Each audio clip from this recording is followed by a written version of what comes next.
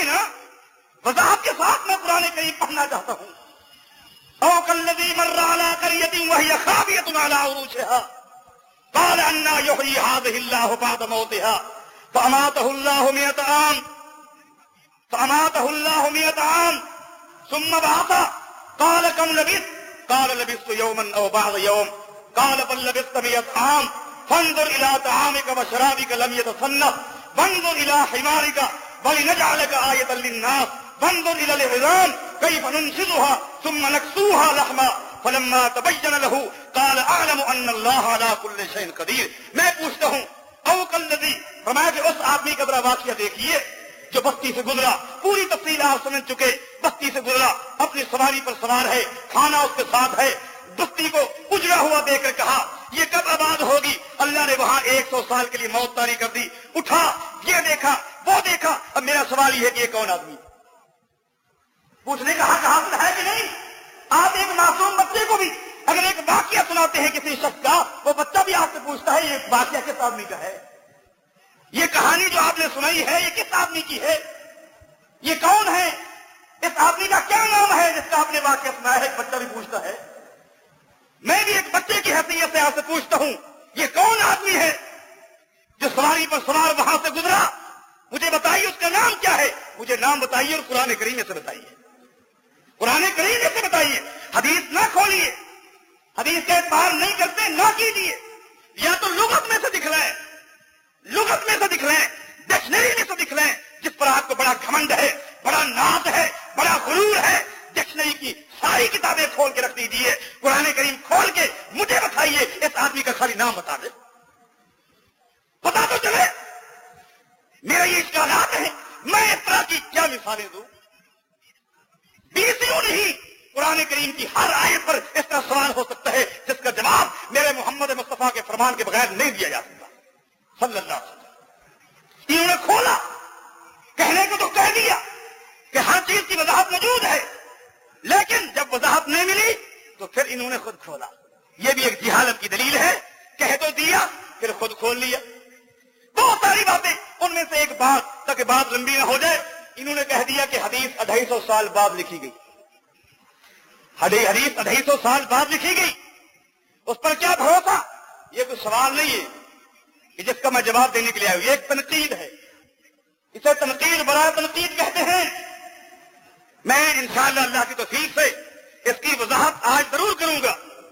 250 سال بعد حدیث لکھی گئی، کیا پتا وہی الفاظ ہے کہ نہیں، عبادتیں وہی ہے کہ نہیں، اللہ کے پیغمبر کی کلام ہے کہ نہیں.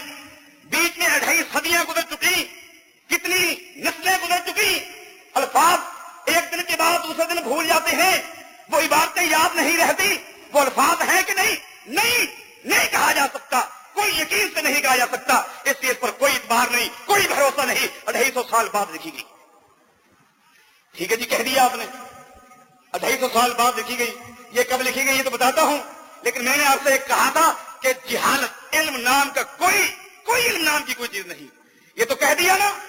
تھوڑی دیر کے بعد اگلا صفحہ کھولیے، اگلا صفحہ کھولیے، پر کی کتابیں پڑھیے، تو اسلام دوسری کتابیں پڑھ کے دیکھیے.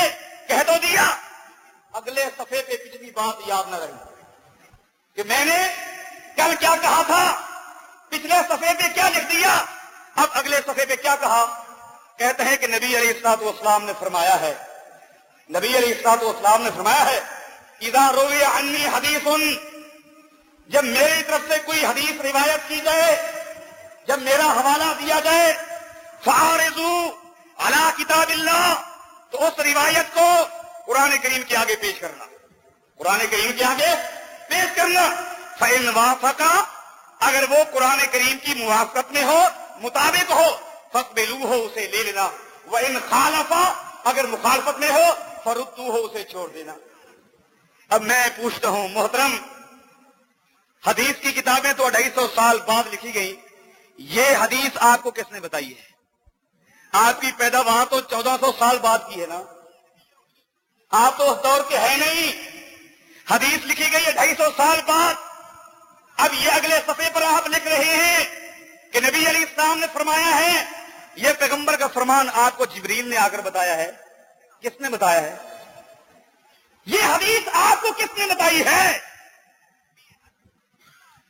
کہاں سے آپ نے لی؟ حدیثیں تو بعد میں لکھی گئی، یہ حدیث کب لکھی گئی؟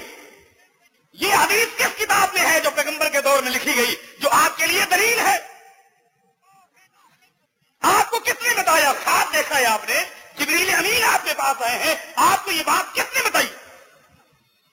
یہی معاملہ ختم ہو جاتا ہے کہ جہالت نام کی جہالت ہی جہالت ہے۔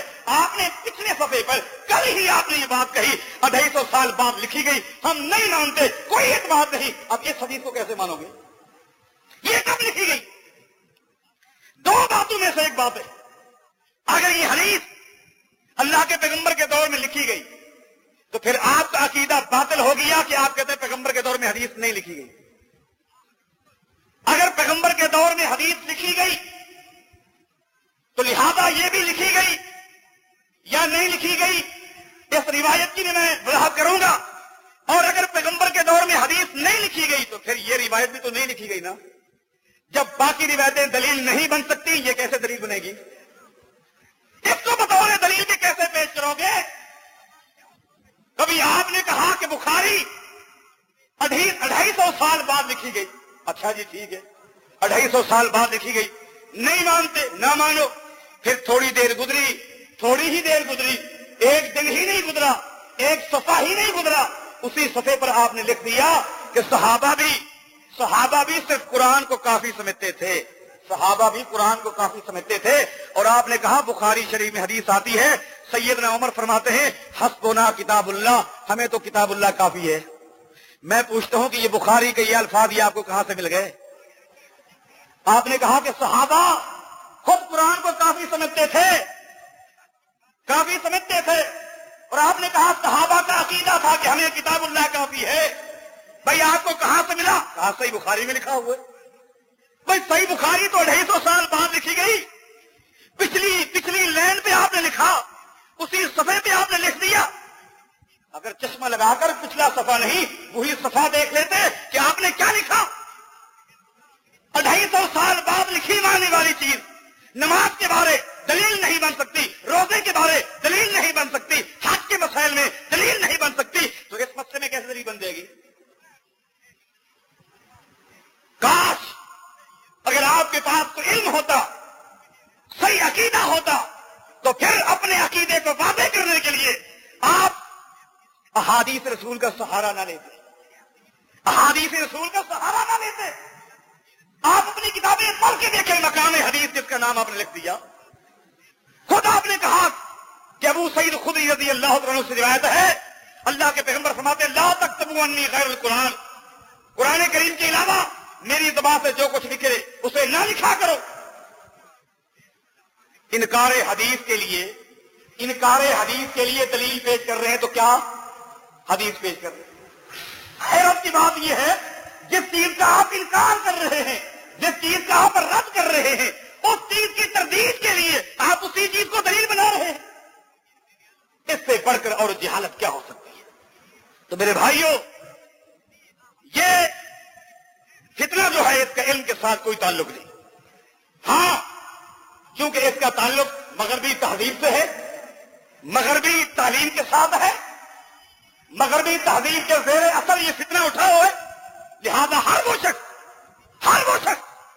جو قرآن و حدیث کے علوم سے واقف نہیں ہے، جن کا علمی سطح، علمی معیار وہی مغربی تعلیم ہے، وہ اس فتنے میں غرق ہو جاتے ہیں، بس اور کوئی بھی نہیں ہے۔ اللہ کی توفیق سے جس کے پاس صحیح منہج ہے، صحیح عقیدہ ہے، قرآن کا اور حدیث کا راسخ علم ہے، وہ رائی کے دانے کے برابر بھی اس فتنے کا شکار نہیں ہو سکتا۔ یہ فتنہ مغرب سے آیا ہے، اس فتنے کا تعلق مغربی تہذیب سے ہے، اور اس فتنے کا شکار وہی لوگ ہو رہے ہیں، عملاً آپ دیکھیں گے، جو مغربی تہذیب اور تعلیم کے ساتھ تعلق رکھتے ہیں۔